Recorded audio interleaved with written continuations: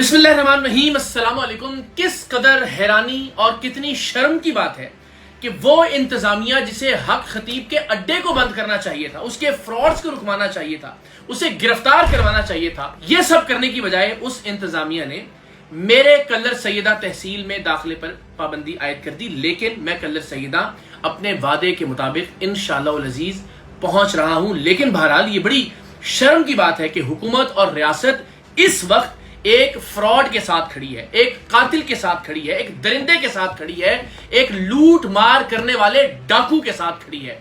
और चलिए, इंतजामिया अगर अपना ये रोल प्ले नहीं कर सकी कि हक खतीब के अड्डे को बंद करवाती और उसको ये लगता था कि मेरे वहां जाने से हक खतीब साहब की शान में कोई गुस्ताखी हो जाएगी, हक खतीब साहब को नागवार गुजरेगा, वो डिस्टर्ब हो जाएंगे, तो चलिए अगर नोटिफिकेशन जारी करना ही था मेरी पाबंदी का, तो कम से कम अपने झुकाव का ये कम से कम ये साबित ना करते कि वो भी मुरीद है, वो भी चेले हैं हक खतीब के। जरा ये पैराग्राफ मुलाहिजा कीजिए इस नोटिफिकेशन का, जिसमें कहा गया है कि इकरारुल हसन यानी मैं, he is in the habit of making provocative harsh words, speeches and is likely to generate religious provocation prejudicial to the maintenance of public safety if allowed to enter, reside or remain within the revenue limits of tehsil Kallar Syedan district Rawalpindi. भाई मुझे ये बताइए कि इसमें क्या provocative है कि एक फ्रॉडिये को, जिसका फ्रॉड एस्टेब्लिश कर चुका हूं मैं, दुनिया सारी की वीडियोस डाल दी मैंने, उसको फ्रॉडिया, जालसाज या शोबदबाज कहने में क्या इश्तियाल दिला रहा हूं? इश्तियाल तो वो बदबख्त दिला रहा है खत्म नबूवत का नाम बार बार इस्तेमाल करके। मुझे खत्म नबूवत का मुनकर करार देकर उसके खिलाफ कार्रवाई की जानी चाहिए थी। लेकिन चलिए, इंतजामिया से, हुकूमत से, हुक्मरानों से, अफसरान से शायद ही हमने कभी कोई अच्छी तवक्को रखी हो। हमेशा वो अल्हम्दुलिल्लाह हमारी इस बुरी तवक्को पर पूरा उतरते हैं। तो अंदाजा हो गया कि इस वक्त इंतजामिया, इस वक्त डीसी रावलपिंडी, इस वक्त पुलिस अफसरान, हुकूमत, इदारे सब हक खतीब के साथ खड़े हैं और हक खतीब के खिलाफ खड़ी है पाकिस्तान की अवाम। तो इंशाअल्लाह अज़ीज मैं उस अवाम का मान रखने के लिए कल्लर सैयदा जा रहा हूं, मेरा आईनी हक है।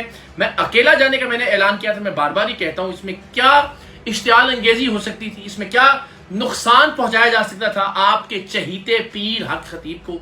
तो मैं इंशाअल्लाह इतवार की दोपहर 12 बजे रवात पहुंच रहा हूं। मैं फिर दरख्वास्त करूंगा तमाम मीडिया नुमाइंदगान से, डिजिटल मीडिया के नुमाइंदगान से भी, मेन स्ट्रीम मीडिया के नुमाइंदगान से भी, ये किसी एक एंकर की, ये किसी एक सहाफ़ी की, किसी एक टीवी चैनल की, किसी एक डिजिटल मीडिया प्लेटफॉर्म की लड़ाई नहीं है।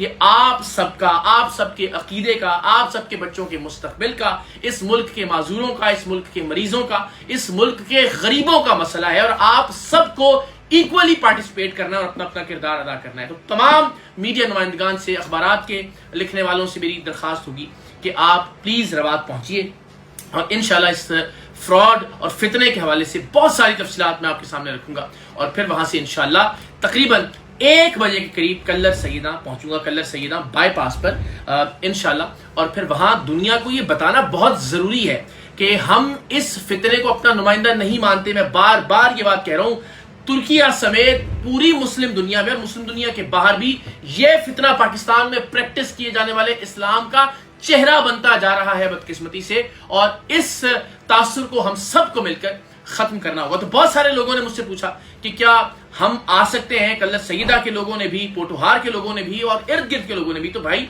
मैंने इज्तिमा की शक्ल में वहां जाने से गुरेज का ऐलान किया है, लेकिन ये आप सबका भी उतना ही राइट है जितना मेरा राइट है इस फितने के खिलाफ आवाज बुलंद करने का। तो मकामी लोग, अतराफ के लोग और आप तमाम लोग जो भी इनफरादी तौर पर वहां आना चाहे, जाहिर है आपका ये आईनी हक है, आपको नक्ल हरकत की मुकम्मल आजादी देता है पाकिस्तान का आईन, पाकिस्तान का कानून, तो आप यकीनन वहां पहुंच सकते हैं। मैं पहुंच रहा हूं कल्लर सैयदा इंशाअल्लाह अज़ीज।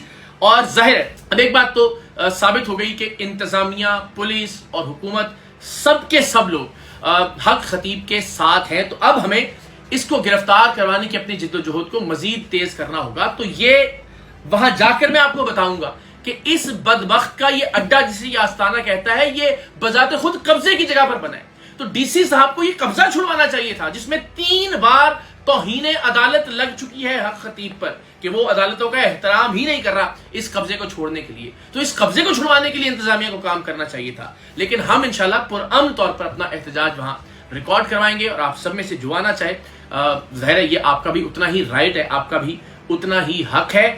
इंशाल्लाह अब और ज्यादा जिद्दोजहद के साथ اور زیادہ طاقت کے ساتھ، توانائی کے ساتھ حق خطیب کو گرفتار کروانے کی جد و جہد اور تحریک شروع کرنی ہے ہم سب نے مل کر، اس لیے کہ اب ہمارے سامنے طاقتور لوگ ہیں۔ یہ حق خطیب بذات خود بہت طاقتور ہے، اور اسی وجہ سے باقی جو طاقتور لوگ ہیں جنہیں عوام کی تکلیف کا اور دکھ کا کوئی اندازہ نہیں ہے، وہ بھی اب اس کی صف میں کھڑے ہو گئے۔